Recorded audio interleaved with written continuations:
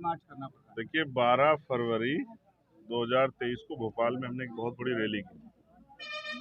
उस रैली में हमने अपनी बहुत सारी मांगे जो यहाँ की जनता से जुड़ी हुई है, उनकी समस्याओं से जुड़ी हुई है, वो सारी मांगे जो हैं हम लोगों ने सरकार के सामने रखी। और फरवरी से आज हो गया है सितंबर,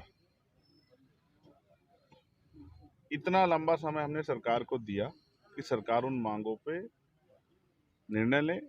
वो मांगे जनहित की हैं, मध्य प्रदेश की जनता से जुड़ी हुई हैं, मध्य प्रदेश की जनता को स्वाभिमान सम्मान का जीवन देने के लिए हैं, उनको अपने पैरों पे खड़ा करने के लिए। लेकिन जैसा कि लंबे समय से होता आया कि हमारी मांगों को मात्र ज्ञापन समझ के सरकार ने नकार दिया।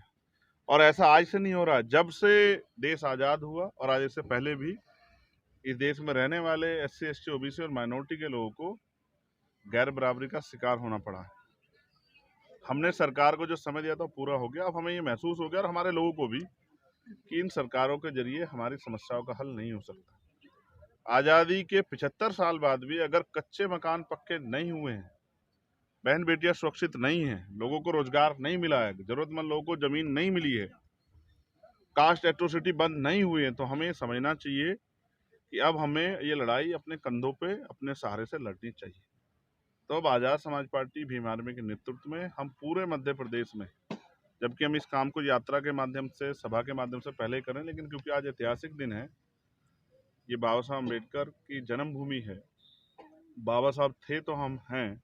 और आज जिस तरह से उनके संविधान पे भी ये खतरा ही है कि जब आप उनके संविधान के विरुद्ध कार्य कर रहे हो। संविधान का जो उद्देश्य था वो ये था कि अंतिम व्यक्ति को भी रोटी, कपड़ा, मकान, स्वाभिमान सम्मान का जीवन, अच्छी पढ़ाई, अच्छा इलाज और सुख सुविधाएं मिलके वो बराबरी में खड़े होंगे। जैसे दूसरे लोग खड़े हैं वैसे वो भी उनके साथ खड़े होकर देश की तरक्की में योगदान देंगे। वो आज तक नहीं हो पाए, इसलिए अब आज़ाद समाज पार्टी के नेतृत्व में इस काम को हम लोग करेंगे और पूरे मध्य प्रदेश में हमारी यात्रा जाएगी। गांव-गांव, गली-गली, कस्बों में जाके हम अपने लोगों को जागरूक करेंगे। वहाँ की समस्याओं को, जब भी हम लोग मीडिया से बात करेंगे, वहाँ की समस्याओं को हम लोग रखेंगे। जैसे यही एक समस्या मेरे पास आई, एक साथी ने मुझे बताया कि अभी भी हमारे गाँव में पक्की रोड नहीं है। तो इसका मतलब वहाँ के लोगों को जानवर से ज़्यादा सरकार ने नहीं समझा। तो ऐसी सरकारों से हमारे लोगों का कौन सा भला हो सकता है। इसलिए अगर रोटी, कपड़ा, मकान, स्वाभिमान सम्मान का जीवन चाहिए, कास्ट एट्रोसिटी बंद करवानी है, अच्छी पढ़ाई, अच्छा इलाज चाहिए और अपने महापुरुषों के सपनों को पूरा करना है, तो हमें इस यात्रा के जरिए समाज को संदेश देना पड़ेगा। उसके लिए आज हम लोग यहाँ से निकल रहे हैं। तो क्या चुनाव भी लड़ेंगे आप? चुनाव आज़ाद समाज पार्टी बड़ी मजबूती से लड़ेगी। हो सकता है यहाँ की लीडरशिप से, क्योंकि समय कमी कारण देश भर में हम लोग संविधान बचाओ यात्रा शुरू कर रहे हैं, इस वजह से मैं इनसे नहीं मिल पाया। आज रात में हम लोग चर्चा करके और हम अपने प्रत्याशी भी डिक्लेयर करेंगे। पहले चरण मायावती जी ने बहुत बड़ी पार्टी बनाई थी, बहुत अच्छी सरकार भी चलाई थी, लेकिन अब वो पूरी पार्टी बिखर गई है।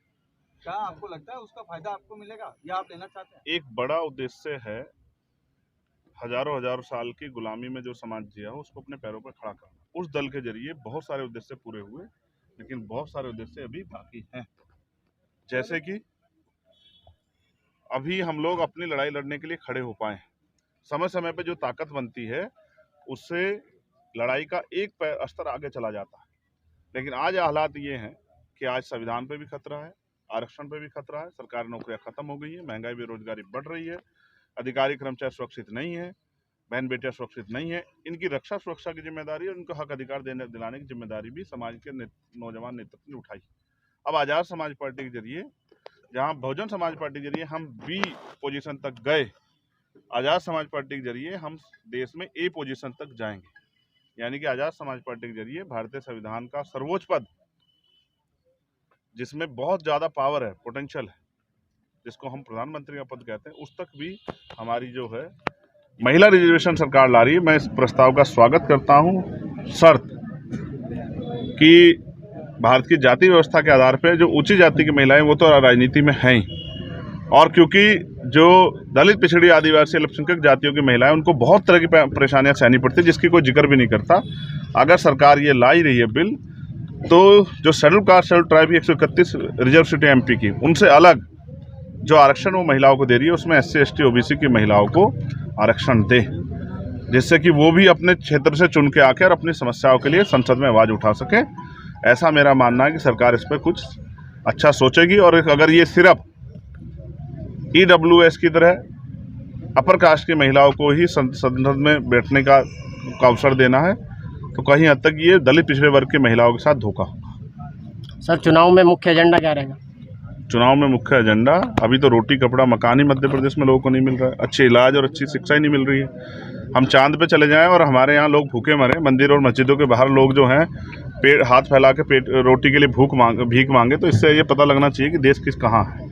तो अभी बहुत ज़रूरी जो बुनियादी काम है वो पूरे हो जाएं, उसके बाद बहुत सारे एजेंडे हैं। मध्य प्रदेश के लोग रोजगार के लिए महाराष्ट्र जाते हैं, इस पर मध्य प्रदेश सरकारों को शर्म आनी चाहिए।